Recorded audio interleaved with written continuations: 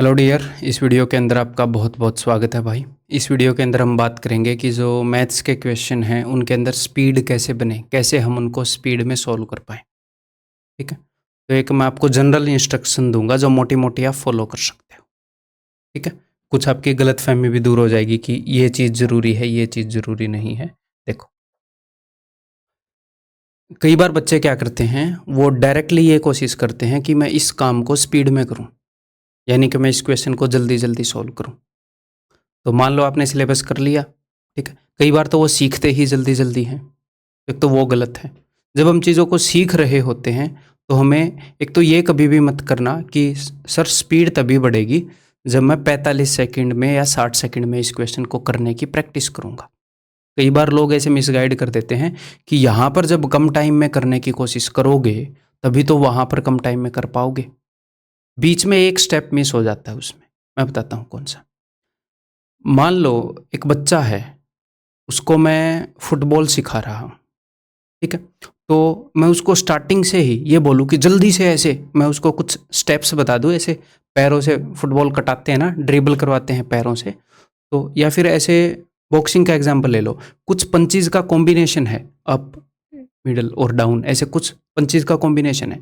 तो मैंने उसको कुछ कॉम्बिनेशन बताया और फिर मैं उसको बोलूँ कि इसे जल्दी जल्दी कर, 7-8 पंचेज़ का कॉम्बिनेशन है, लेकिन पहले क्या करना पड़ेगा, मुझे एक बात बताओ। पहले उसे प्रॉपर वे में वो पंच करने सीखने पड़ेंगे। उसके लिए उसको तसल्ली से, शांति से टाइम देना पड़ेगा उस चीज के ऊपर। नहीं तो वो जल्दी तो कर देगा बट गलत कर देगा। तो एग्जाम में जो नंबर हैं वो जल्दी करने के मिल रहे हैं या ठीक करने के मिल रहे हैं? ठीक करने के मिल रहे हैं। ऐसे तो जल्दी करने के मिल रहे हैं, मैं तो 1 सेकंड में टक टक टक टक सबके मार्क करके निकल जाऊंगा। 5 मिनट से ऊपर नहीं लगेंगे चारों सब्जेक्ट्स को। ए भर देंगे, देखेंगे कौन जल्दी करता है ऐसे। तो पहला स्टेप क्या गायब कर देते हैं, हमें टाइम के अंडर प्रैक्टिस कब करनी चाहिए, जब एक बार उसको तसल्ली से सीख गए हो। तो स्पीड पर फोकस मत करो अगर आप स्पीड बढ़ाना चाह रहे हो तो।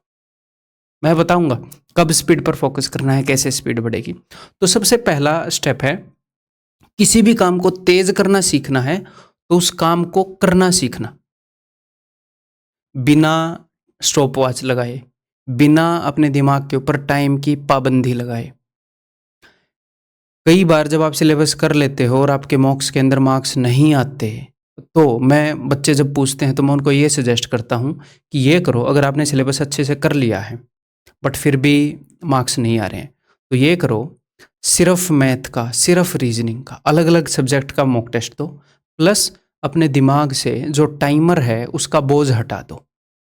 एक बार 25 क्वेश्चन को 40 मिनट में करना सीख लो। जब एक बार वो 40 मिनट में होने लग जाएंगे, आपको पता लग जाएगा कि हाँ, जो मैंने तैयारी, अब मान लो 25 क्वेश्चन 40 मिनट में भी नहीं हो रहे, तो इसका मतलब अभी सिलेबस में कमजोरी है, तो अभी मॉक टेस्ट देने के आप स्टेज में ही नहीं आए हो। मान लो हो जा रहे हैं, यानी कि नॉलेज तो है, फिर धीरे धीरे वो 35 मिनट में भी हो जाएंगे, 25 में भी हो जाएंगे। जल्दबाजी नहीं करनी, नहीं तो सिली मिस्टेक्स होने लग जाएंगी। तो पहला स्टेप है कि काम को करना सीखना, यानी कि हम क्वेश्चंस को सीख लें, सीखते हुए कोई भी टाइमर ना लगाएं। स्पीड कैसे बढ़ेगी, स्पीड कैसे बढ़ेगी ये ना सोचें, ठीक है। और हर क्वेश्चन 45 सेकंड में होने का भी नहीं होता, कई क्वेश्चन 20 सेकंड में होने के भी होते हैं और कई क्वेश्चन 2 मिनट में होने के भी होते हैं। ठीक है, एक ये भी समझना है, ये नहीं है कि हर एक क्वेश्चन इतना जल्दी हो जाएगा।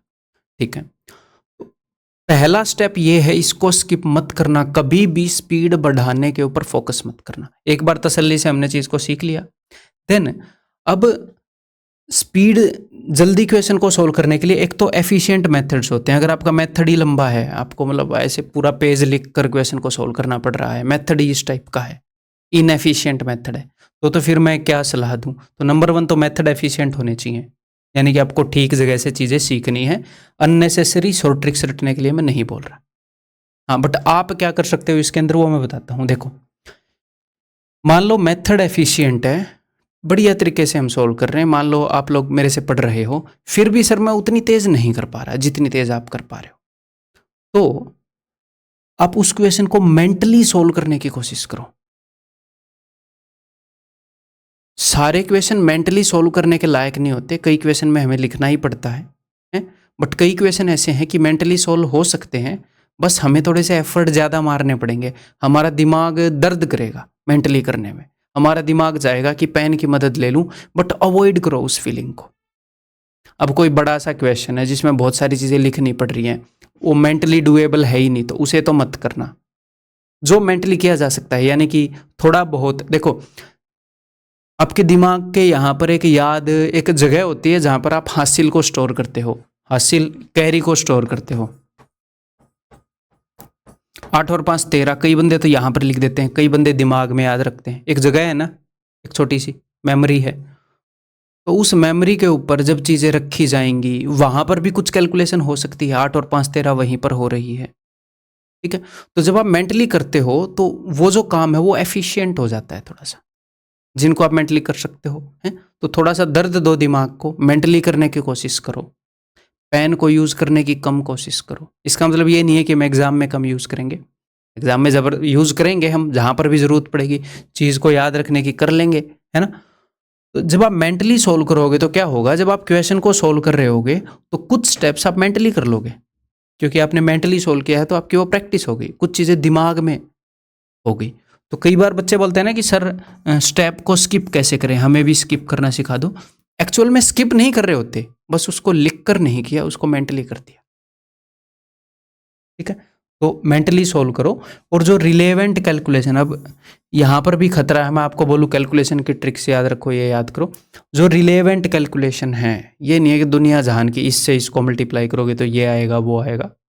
जो रिलेवेंट कैलकुलेशन है वो, उनकी सिर्फ प्रैक्टिस करनी। क्यूब्स, टेबल्स हैं, कुछ बहुत ही कम ही चीज़ें हैं, बहुत ज़्यादा चीज़ें नहीं है। स्क्वायर्स 25 तक पहाड़े हो गए हैं, जो मैं बार बार बताता हूँ आपको, तो उनकी प्रैक्टिस करनी है। और बार बार जब क्वेश्चन को करेंगे तो वो पैटर्न हमारे दिमाग पर अपने आप आ जाएगा, ठीक है। तो यहाँ पर ओवरऑल समअप करूँ तो स्पीड को बढ़ाने की कोशिश नहीं करनी, पहले क्वेश्चंस को अच्छे से सीखना है, बढ़िया मेथड से सीखना है, फिर उनको जब आप प्रैक्टिस करोगे तो मेंटली करने की कोशिश करनी है, ठीक है। उससे धीरे धीरे अपने आप स्पीड आपकी बढ़ने लग जाएगी, ठीक है भाई। तो अगली वीडियो के अंदर मिलता हूँ मैं आपसे, टेक केयर।